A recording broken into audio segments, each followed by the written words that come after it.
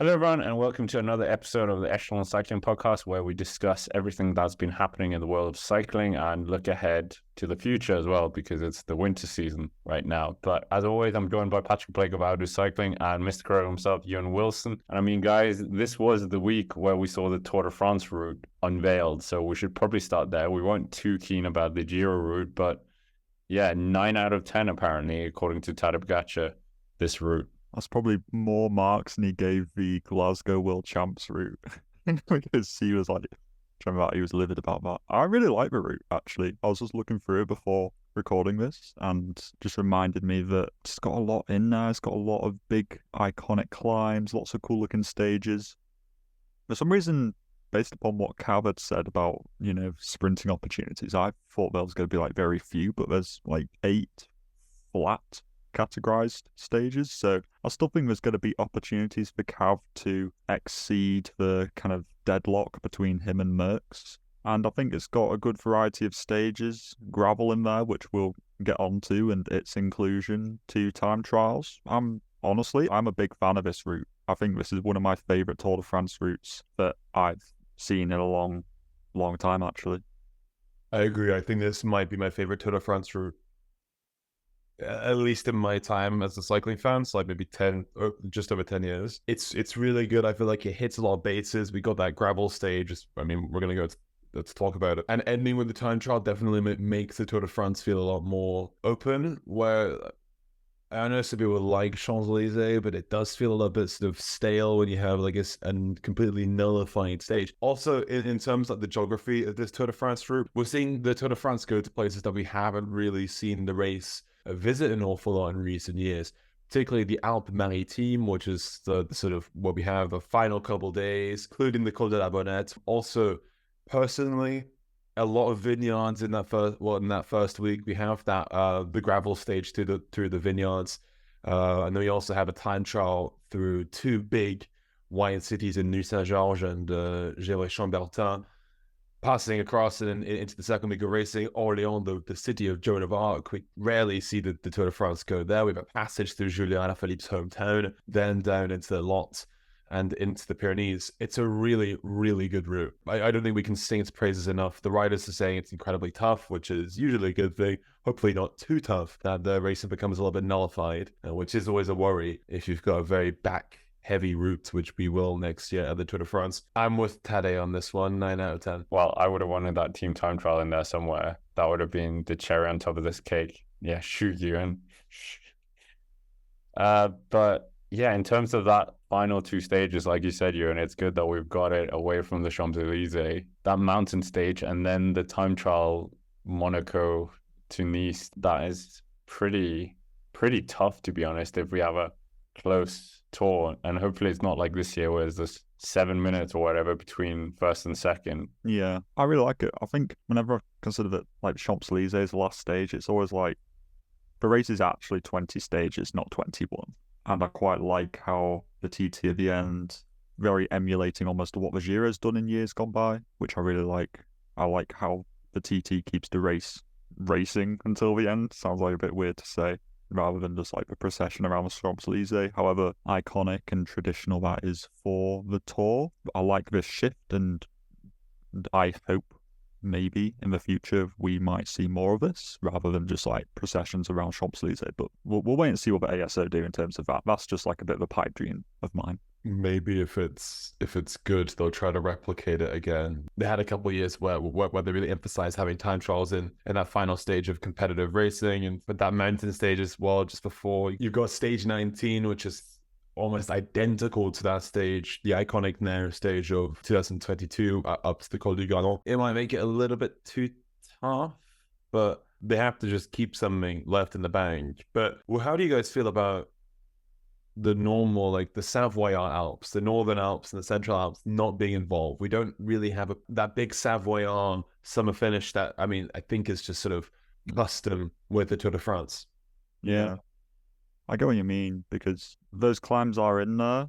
Like I said, we've got the Bonnet. That's not like one which we see every few years, like at Alpe d'Huez and stuff, but it's cool to see that. We've got a Galibier and Tourmalet in there. Everybody knows that. I feel like in a way, is this a ploy by the ASO to make you watch the Tour de France fan? Because that does include Alpe d'Huez on the final stage? And is that trying to, bring the audience across to the Tour de France farm? Because it's like, oh, if you want to see Alpe d'Huez being raced, you're going to have to watch Tour de France fam. I can't help but feel like it's a little bit of political Jenga in that sense. But why not do Alpe d'Huez for the men and then the day after for the women or something like that? Because then the people who are at the Alpe d'Huez get to see both races. I don't have a sensible rebuttal to that. I don't know. I would like that because I would love to go down there and have 2 days up Alpe d'Huez and staying in Borg. I would love that. I think that's a sensible idea. But obviously the ASO does not agree with you, Scott. Yeah, Christian Prudhomme, he needs to listen to us. You and what you said as well, like no iconic finish. Yeah, I don't know if it takes it a bit away. Like Stelvio, we were so excited in the Giro that the Stelvio was there, and then, oh, it's the first climb or whatever on the day. So is that the kind of feeling you have here with the Galibier, et cetera, et cetera? A little bit, but what's exciting is that the Galibier comes in the first 5 days of racing.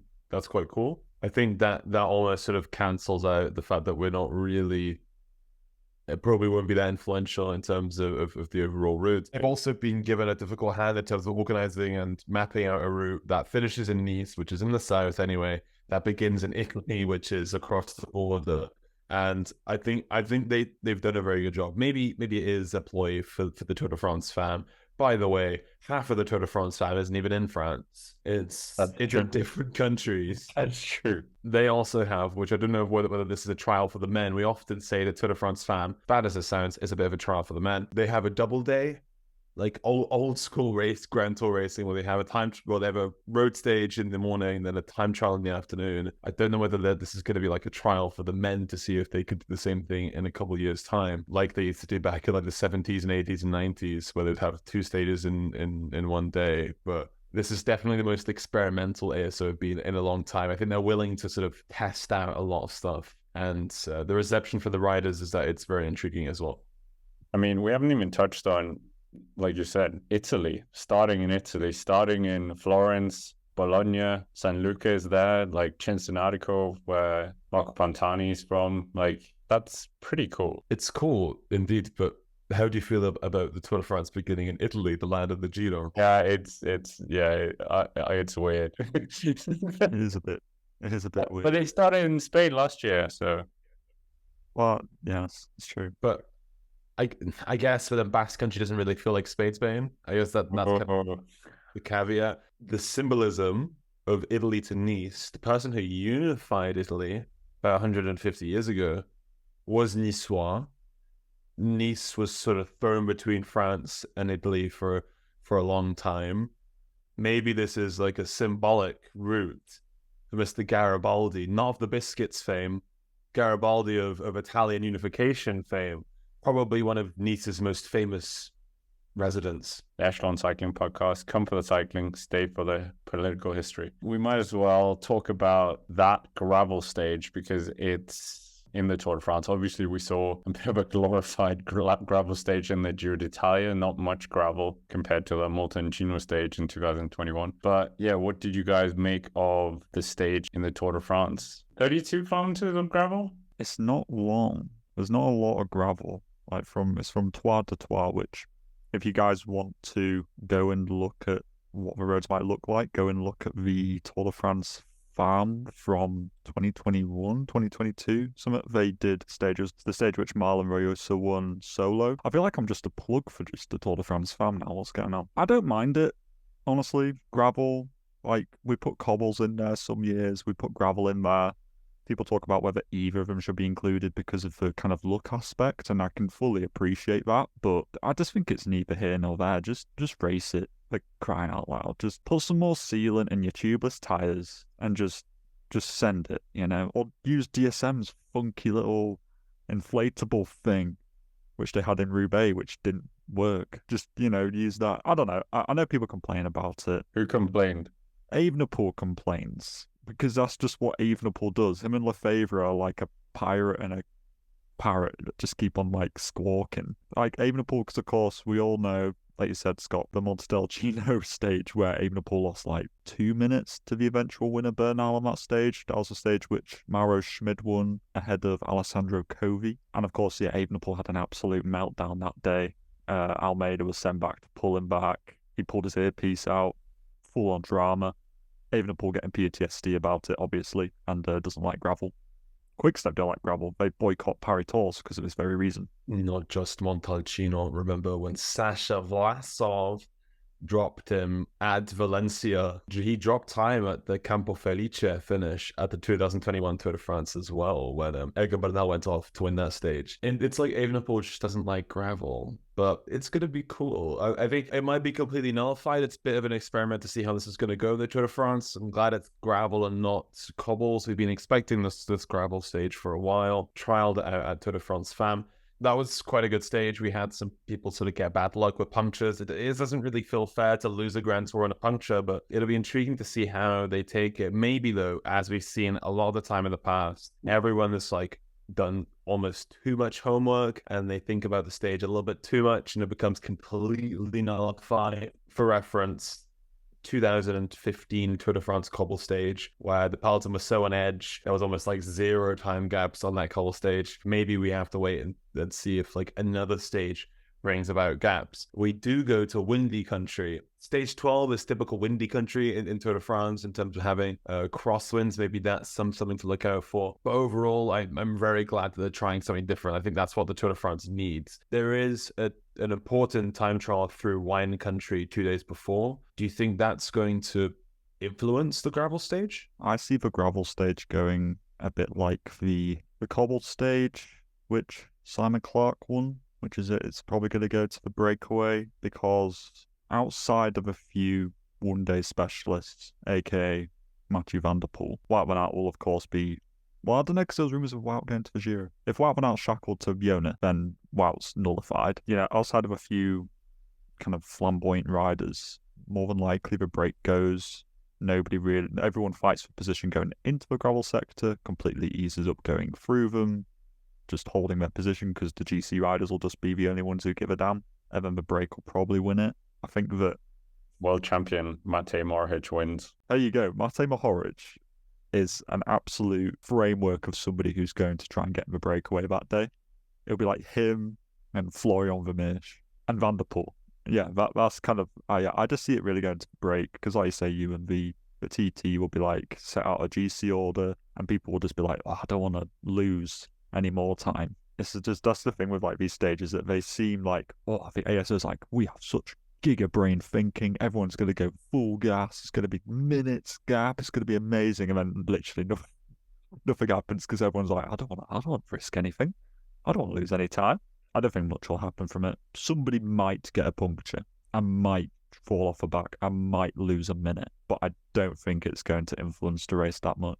The Strade Bianche former champion Tadej Pogačar, will he try to sniff out the possibility of gaining time in Jonas? We don't know how Jonas... Right, well, let's be honest, definitely. Yeah, he did it on Jonas is last year. Yeah, exactly. No, I think he will actually make this more interesting. If it's Enric Mas, Jonas Vingegaard, whoever, they're not going to do anything. And Enric Mas, you're classifying as a sorry. Roglic is going to be there. There were so many names. Oh, yeah, and I picked Mas. Oops. I think I just have Movistar in my brain, but we'll talk about that later. We're thinking Tadej Pogačar might do something here. I mean, out of a gravel stage, they're going past Siena, like close to Siena. They missed out a golden opportunity to actually ride Strade Bianche, but they chose not to. Think about the business side of that. That would give Strade Bianche a lot of airtime. That's from the rival RCS. ASO want to keep their races on everyone's lips. True. Yeah, that's very true. Hence why, like, the last few stages are a best of the best in terms of Paris-Nice. Okay, Remco Evenepoel is always going to kind of argue about this, but, like, I don't see, like, gravel and, okay, cobblestone stages are more dangerous, I think, than a gravel stage. We said a finish with a descent or some of the descents, that's dangerous. But, like, gravel, that's not dangerous. Like it doesn't. So it's just them not wanting to race gravel because they're not good at it, and I don't see that as a good enough excuse. Look at the descent on the final time trial. That is crazy. Yeah. And even like stage 4 into Valois, they finish on that same descent where Pidcock did the kind of, very highlight reel descent performance down the Galibier. And that doesn't have like barriers on the edges of it. That's a little bit sketchy. But a bit of gravel, that's the problem. It's a bit of gravel, but it's not. A lot of them are like, especially the ones at the end, they're all just flat. So I guess maybe they're a little bit faster. But there's not like the climb kind of sectors which we're used to in like a Strade where it's like 16% and gravel. They're all pretty tame, in my opinion. I think that the fact there is like 13 of them, 13 sectors, but none of them are on climbs. So I'm just like, they'll probably just glide over them, and they'll be over in literally 2 minutes. And before they even realise that they've got a puncture, they'll be like, oh, I'm at the other end. I think you're right, Scott. I think it's all just big GC riders getting a bit flustered about nothing. And they just need to put the big boy tyres on and just ride it. We've seen the route now. We pretty much know everyone goes, well, the big guys go for the Tour de France. It's not like the Giro where we have a bit more question marks who's going for it. Who's the favorite for this route and why? I mean, we now have a double Tour de France winner who looks very good at Grand Tour racing. It's become very reliable over the past 2 years. It's got to be Vingegaard, you would think. Yeah, the gravel question mark, but to be honest, are we really going to see a gap over a minute? That stage to Isola looks amazing for Jonas in terms of it's kind of a carbon copy of that Granon stage where he gains 2.5 minutes on Poggi, and we know how good he does at these longer, high altitude climbs. Yes, Pogacar's explosive. I just think Vingegaard has that edge in those tough, long climbs, and we have a lot of them in that final week of racing. It's not like this year where we had that stage in the Vosges where we thought maybe Poggi can kind of try to get 1 minute back towards the end. I don't think there is a chance for Poggi to try to get time back in that final week. I think this could be Vingegaard's to win. He could even lead it from stage 4 all the way to the end, from that stage to Valois. Are you okay, Ewan? You didn't say Pogacar and you're bigging up Jonas Vingegaard. What are you doing? I know. I was going to say, there's actually going on. Picture Vingegaard in my office. I have a number of pictures of Poggi and everyone else, but I don't actually have a picture of Vingegaard. But he's I've completely. You don't care. Let's forget about my fanboy era. Yeah. Oh God, it's over. For the sake of devil's advocate, I might just try and argue somebody else's point. I do think that Jonas is the person to beat. Let's face it. But now I have to go on the dark side and argue for Tadej Pogacar. I'll argue Evenepoel's point. Evenepoel is actually really capable on gravel, and it's all just a bit of it. All these years have been a ploy to lure you into a sense that he is going to capitulate on that stage into Troyes. He's going to absolutely dominate it. Evenepoel, he's just so inconsistent, it's the thing. But if anybody's going to get any time on that final TT to topple Jonas, I think it would be Evenepoel to do it. Yeah, but what if he's like 15 minutes behind? Yeah, that stage to Isola screams Evenepoel meltdown. We got 2,800 meters above sea level. Then there's another climb towards the end. We know Evenepoel has these wobbles in races. Yeah. That's the day Evenepoel loses 20 minutes. Legit. He might win the next stage, the one that finishes on the Col de la Couillade. He might win that one, but Evenepoel's not podiuming this Tour de France. I'm sorry. Do you think Evenepoel is going to do a full-on Vuelta 2023 where he like competes in GC, fully dies, and then goes and wins like a couple of stages? And the polka dot. Yeah, but and polka dots. Yeah, literally, he'll do exactly what he did in the Vuelta this year: capitulate, and then he'll probably win the final TT. There's also a good chance he could win the wine TT in that first week of racing, because I don't really see a reason for Pippo Ganna to come to this Tour de France. I think Pippo will do the Giro, and Tour de France could be Evenepoel or Wout doesn't win. So like any Evenepoel to win the time trials. Maybe he'll go into yellow in that first week of racing. That Isola stage, I'm sorry. He has to. He cannot gain time on that Isola stage. He's losing bags of time. What if Tarling's here? Then he might take it. Well, yeah, might do. Also, the fourth piece of this puzzle, Roglic. We haven't talked about him yet. What team are they sending as well? Are they going to bring Blazov in the team? Or I don't know. Do you think Roglic has a shot here? Or is he just no destined way. for third? I'm gonna say Roglic has a good chance. Is he going to finish this tour? No, he ain't making it past that gravel stage. He is crashing 5 times per sector. I think there aren't many Roglified finishes, but Roglified finishes are often kind of similar to Tadej kind of finishes. The uphill, nasty little kickers. Those first couple of days do suit Roglic, but he won't go for it, I don't think, in those first couple of days. The Italian stages. I think it could suit Roglic. In that final week is quite like this year's Giro, where we had a really back-heavy route. Yes, Sepkus saved him, but... He is the king of San Luca, so... But that comes in the first week. I guess it's too early. Do you think Roglic will finish ahead of Pogacar? Oh, it's a tough one. No way. No way. I think he could.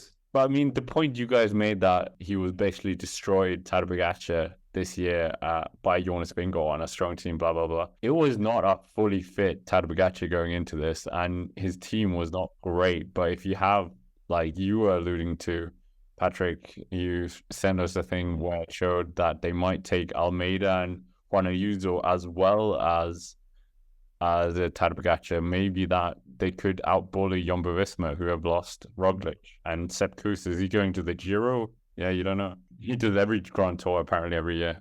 Yeah. I think that probably what will happen is like Almeida or Ayuso goes to the Giro, and then they come to the Tour as like a, fully they're kind of a bit beat up, and they are like an absolute domestique. I don't think they all come into the Tour as like fresh prospects. I think that one comes in as like a definite domestique, and then like hypothetically, Almeida does the Giro, comes in, does his choo-choo stuff on the front, and then they bring in like Ayuso and Pogacar to do the Tour fresh, something like that. Maybe that could help them, because I do think that with Roglic moving out of Jumbo, it is literally just Jonas by himself. I mean, unless GC Kuss comes along and does GC Kuss things. But then Ayuso was getting beaten by Vingegaard at the Vuelta this year, and, you can't pull 1-2 strategies if a user's already 3 minutes down the road. And they also have Adam Yates as well to factor into that mix. It's that big UAE soup. So true. Like you were saying, Scott, to me earlier, it's like, it's just too many cooks in the kitchen, isn't it? It might just get a little bit too complicated. At the end of the day, Tadej's the main man, and I don't think a user or anybody else has got the capacity to beat Jonas. It is Pogacar. It's not like they can Trojan horse a team to try and make Jumbo forget about Pogacar. Like, they will be like, no, he is the man. It's not a surprise. I think with the route coming out, it almost adds fire to Poggi going to the Giro. I think he should really go to the Giro now. Like, I can't really see a reason for him to not go to the Giro now. He could try to do both. I mean, we spoke about it last week. It's a very heavy schedule if he does do both, with the classics, also the Olympics as well, and whatever else he wants to sort of target in the season. But just think this suits Jonas a little bit more than Poggi, but he has to try. He's like darling at the moment, probably will be for the next couple of years. He has to go for the Tour de France. He's going to be like reaching that's like physical peak. He's now like into his mid-20s and almost reaching that physical peak. Has to try and go for it as a Tour de France. But I mean what we keep doing now, like we talk about Jumbo-Visma and like Kuss and how they become a little bit more fragile. Or Hansgrohe's Tour de France team could be insane. I'm sorry, that could be one of the best Grand Tour teams in a long, long time. With Roglic at the head of it, then you've got maybe Sacha Vlasov helping, and you've got all those different climbers they have. Yeah, something about it, like Bora Hansgrohe, I think Bora Hansgrohe could tame this Tour de France route almost more than a lot of the other GC teams we're looking at. Yeah. Shower. Yeah, did they send you a new shower for this bit? My hair as well. I did just wake up. No, I made like Hansgrohe. He's on the Bora Hansgrohe playlist now, payroll now. Well, if you need an extractor fan for your kitchen, all I'm saying is that Bora is amazing. That's a revolution. It's a revolution in the kitchen. It's changed my cooking experience. They've been helping every single day. Bring it back to the riding. Away from the forward set. I think I would like to see, I know we talked about him last week, Brooks, I would like to see him go to the Tour, because we saw this year how he was pretty poor on the short climbs, but when you got him onto those longer climbs, the Angler route and the Tourmalet, he was more competitive. And I think with those larger climbs in the Tour this year, I would like to see Eidsbruggs go as a domestique for Roglic. No offense to Vlasov, no, Ewan's a fan of him. But unless Bora have big plans for Eidsbruggs to do something else next year, I don't know. I'd like to see it. I think he could be a good domestique. Probably learn a lot as well. Yeah, before he eventually ships off to whoever he'll go to. You know. Don't you think Egan Bernal 2021 would have loved this route almost, apart from the last time trial maybe? Yeah, I think you're absolutely right. I think he would do. It's just a shame we don't have that. We haven't talked about Ineos because we just don't. What are they going to do? Rate the chances. Oh, they announced two of the signings that we already knew about. AJ August, and then Oscar Rodriguez. No relation to Carlos, I think. That's really moving the needle for me. Yeah, I guess Tobias Bost is going to be announced next or something. They'll send Carlos Rodriguez, and yeah, he'll come top 5. Ineos done podium. Oh, wow. No way. Take that. Hot take. Where's anything else? I mean, Evenepoel's not podiuming. Okay, we might as well do it. Come on, podiums before the podium. Oh God. I'll go with Jonas first, Roglic second, Pogačar third. Thinking the exact same, but in terms of the sake of difference, I'm just going to say Vingegaard, Pogačar, Roglic. That's Vingegaard winning and Roglic in third. We all know I'm not picking Vingegaard because then he doesn't win. So Tadej Pogačar wins, Jonas Vingegaard nowhere, Remco second, and Roglic third. Okay, but like, genuinely looking outside of the Galacticos, do you think anybody else really has a chance in this route? Maybe not to win, but like, do you think there's any non-Galactico riders who could genuinely podium this? Like a surprise top 5, like Bookman, Nairo.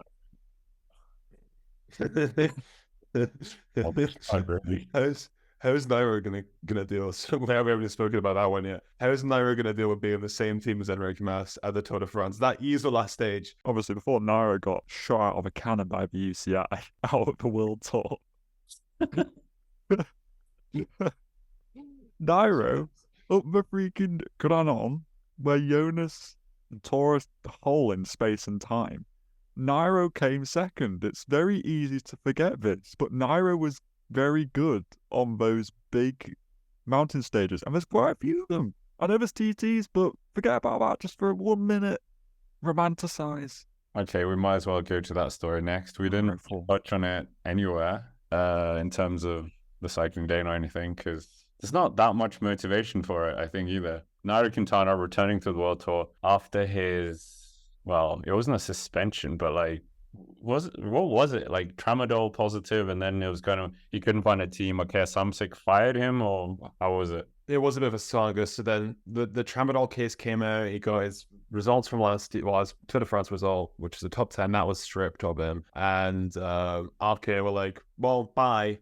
They have quite a strict anti-doping policy, and we heard rumors. I heard from a source that ASO sent out an email saying don't touch him, and nobody did for a year. Did not secure a contract for 2023. RK Samsic let him go. I think that was they made him go, and I'll be honest, I'm shocked about this. That he's genuinely signed back to the World Tour. I did not think this was going to happen. Just because of there was this whole solidarity against the anti-doping.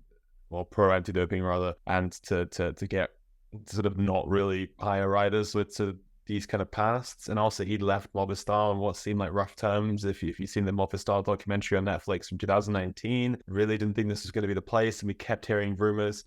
I mean, who wasn't linked to Nairo Quintana over the past year? We had Soudal, we had Bahrain, we had a number of big teams, but Movistar's the one that seemed to win. And this is a late season transfer as well. We're at Halloween now, and maybe this is the spooky season, and we're getting Nairo Quintana signed. This is our trick-or-treating little treat.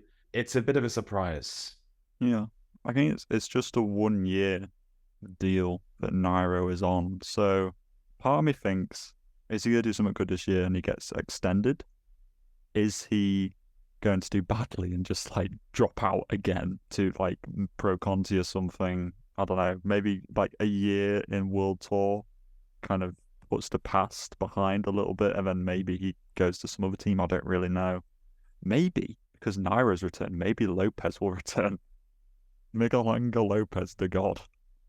He comes back. I mean, Lopez has had good results this year. I know the Walmart Tour of... Whoa. Tour San Juan, he won it. That's the result you should focus on. Hippo Ganna was second. Remco was there, world champion Remco. I don't approve this analysis. And then like Lopez is younger than Quintana. He's more desirable, has good results, was on the World Tour more recently. Here's a weird one, but I don't know. What's he going to add? Where's he going? Is he going to the Giro? Is he going to the Tour? I think, grand scheme of things, Yeah. think about Movistar's team. There's Enric Mas, and then that's it. They really kind of, Movistar's gone from a team which was competitive in a lot of places, in the kind of Valverde era, which they had a few years ago. And now they are really not up to that kind of level. And I do think that Nairo, however sketchy it might be, Movistar do kind of need somebody else in there. And I think maybe they were just at the last chance saloon. Nairo Quintana went through the doors, plopped himself down on a stool and went, "Hey, Movistar, you want me back? 1 year deal." And then that was it. He recorded his transfer announcement video on his phone on his couch. So maybe this was last minute. That's how you can tell how last minute a transfer is by the announcement video. Like, if it's well produced, they've got the graphics ready to go, then like, okay, fair enough, I believe you. But I bet you, now that Valverde has been doing gravel racing, all it's gonna take is Valverde to get a sniff of a Movistar contract, and he could be back for 1 year. But yeah, when you look at it, 12th Movistar this year in the UCI rankings, behind EF, behind, well, 12? Yeah, 12th. Yeah, I thought they were lower, to be honest. They're not good. They haven't won a Tour de France stage since COVID. Am I right in saying that? In fact, Quintana in Valois. I think it was, yeah. Yeah, that's their last Tour de France victory. How bad is that? So I feel like they were just a little bit desperate, and Quintana's the guy who they're going to go. I don't know where he's going to go. I just think, is the Tour too in the limelight where their decision gets kind of portrayed a bit too publicly, especially with the Tour de France documentary going on, whether they might, well, if that happens in that year, where he goes to the Giro, which, whether that suits him or not, I don't know. I forgot they had Ivan Souza in this squad. Who? Yeah. Is that? Rubio, Quintana, and then It's with Rubio. Gaviria as well. Rubio did win a Giro stage. To be Yeah, fair. no, Rubio is on the rise. Let's be honest. He's doing well. And Davide Formula. He's not Colombian. No, but he's a good rider. Yeah, that's true. But knowing Movistar corrupt any talent that seems to sort of drop at their door. Formula is just going to become breakaway fodder, 32nd in GC before we know it. Can't wait. But anyways, there was also a bit of cyclocross going on. He's a bit winning a stage or a World Cup event, I think. It's that time of cyclocross, isn't it? Where we're just waiting for the three kings of the sport, Pidcock, Wout van Aert, and Mathieu van der Poel. But Thibaut Nys, we didn't really talk about that last week. He took his first World Cup win in the senior ranks as well. Yeah, I remember last year because he won the under 23 cyclocross world champ last year, and then he came and had a decent 2-month spell in the World Tour, and it wouldn't surprise me if Thibaut Nys joins the three big names and becomes a fourth. I think he did the triple Pidcock, where he was junior, world, European, and national champion. He's the real deal, and I think that he'll be better than Isabit and Van Tornhout and Swick and stuff like that this year, I expect. And I think that we could see a fourth rider in there, which is good because more competition in the sport is always a good thing. I'm gonna say something unpopular. Oh God! Oh, that's not like you. I'm gonna say that Thibaut Nys gets better results than Pidcock this year. Oh. I think because the two vans, Mathieu and Wout, they're so ahead of everybody else. Pidcock is kind of in between. I think we kind of lump him with the others, but Pidcock is not on the same level. How many World Cup events has Pidcock won in his career? Yeah, that's true. Not that many. I think it's 2. Yeah. Thibaut Nys now has one, and is probably going to win a second one. Yeah, but there was no. Well, okay, in the one pick one, I think Mathieu van der Poel was in one of them, maybe. Yeah, I was gonna say when Pidders won his world champ bands a couple of years ago, I don't think Wout or Van der Poel No, were. no one was there. Wout van Aert, you bothered to go over there. I think Mathieu van der Poel was injured, so Yeah, I think Ewan is right. Pidders is better than the flock, and then Van der Poel and Van Aert are definitely better than him.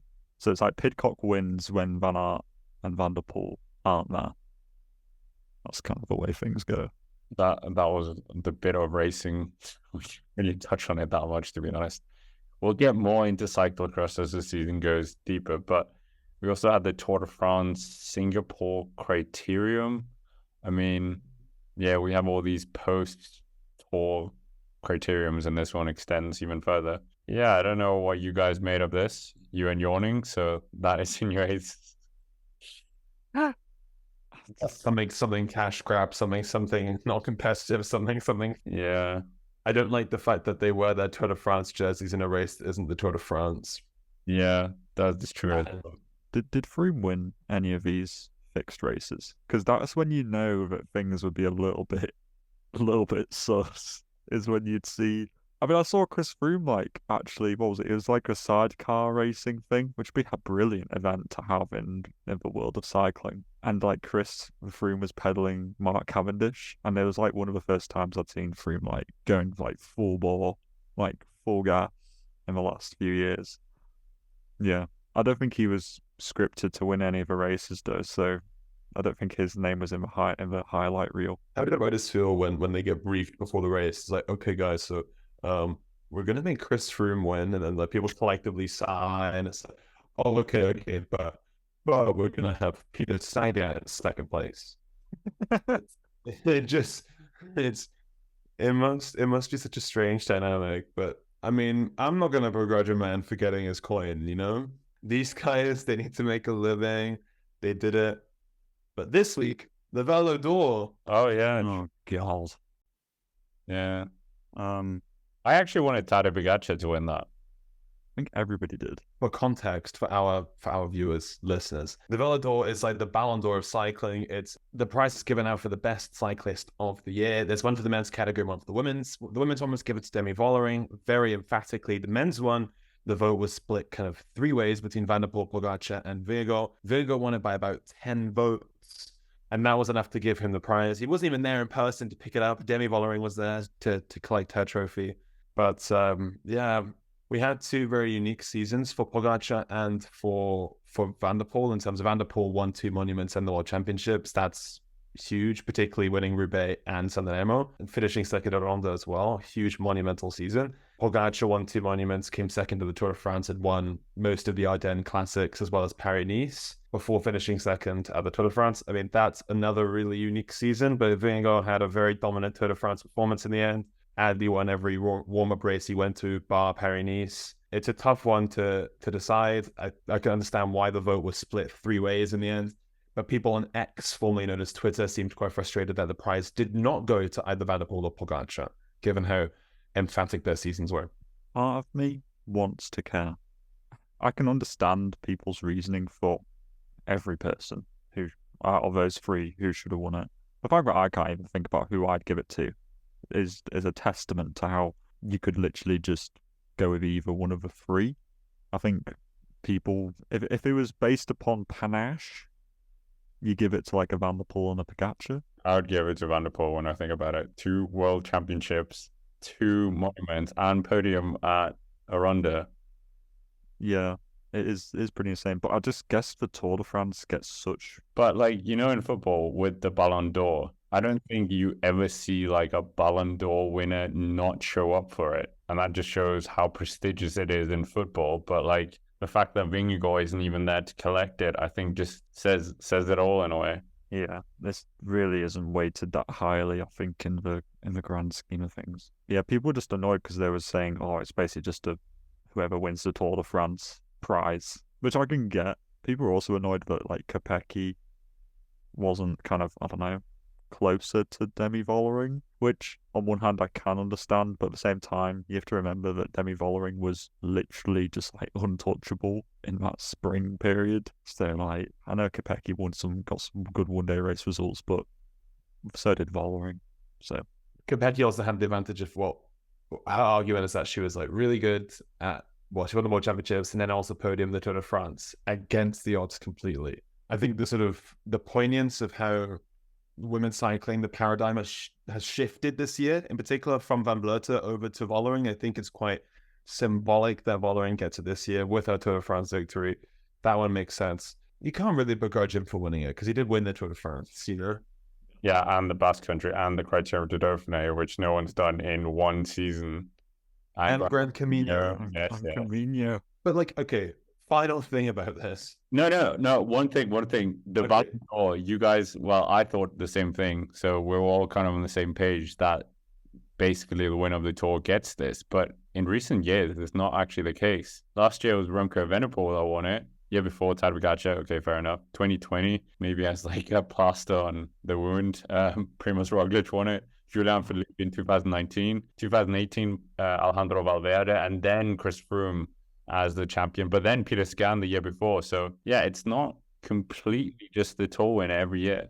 Okay, but my point is that like Virgo, if he had this season with this palmarès, with the Tour de France and all these warm-up races, if he had this palmarès in 2019, we'd be saying it'd be the best Grand Tour season, or the best like GC riders season in a very long time. I think it's not just because we have uber versatile riders, but we have the Galacticos dominating everything they touch, which does seem to sort of cloud our judgment a little bit because, I mean, Pogačar and so forth, they're kind of unique characters where they can win monuments and they can podium Grand Tours. But Vingegaard's season, still to this point, with the Tour de France and all these GC races and stage races, it is incredibly, incredibly strong.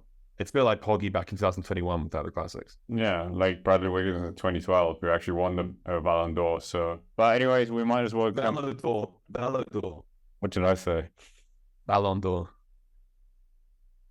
Don't worry, it's practically the same thing. Yeah, same thing. I don't care about either. But like, are we now in a period of like, you know, when they had Messi and Ronaldo, they won it consistently. So until Season of Latrique, until Karim Benzema won it last year, it's only going to be Vingegaard, Pogačar, Roglic, Van der Poel, Van Aert, Evenepoel winning it forever. Probably. Yeah, pretty much. But anyways, going to the most exciting rider of the week, uber competitive. Yeah. And Ewan broke the rules last week because he chose someone who wasn't on a bike, but you can rectify this week. You picked Bart Lemon, but he didn't ride a race, so you can't actually, he doesn't qualify for rider of the week. So you should get penalized. Is it like, this is my tramadol case. You could get shot out of a cannon out of the World Tour. Oh my God. I'm going to get my rider of the week in before somebody tears steal like the finite pool that we've got. I'm going to go with Thibaut next because even though he didn't win that cyclocross race, which Elise Bit won, he went full like committed and then like crashed in the final lap because he was so committed to trying to win it. And I just love the Hail Mary attempt that he gave to try and win that.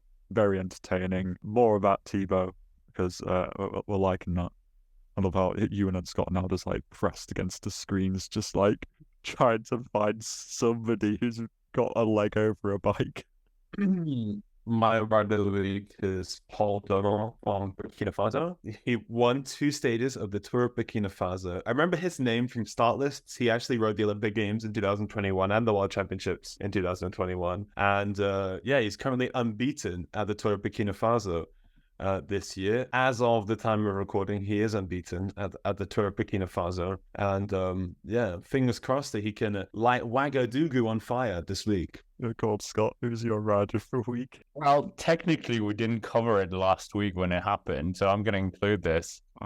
Walter Vargas is the new Pan American time trial champion, beating Richie Carapaz. Where's Titi Lopez in this? I don't think he's allowed to ride now. Isn't he suspended? It's bad. Shot out as well. Yeah, poor Miguel Angel Lopez, I guess. We're getting coming to really dive into the archives here at this point of the season. Oh my goodness, next week is going to be so good. Well, we're probably going to lean a lot more on the cyclocross in terms of this. But yeah, anyways, that is basically it for us. episode number 40, and an exciting one to say the least. But do make sure to comment down below who you think is going to win the Tour de France. What was your opinion of the Tour? We thought it was pretty good, the route. And of course, as always, thank you for watching. Hit the like button, and we will see you next week.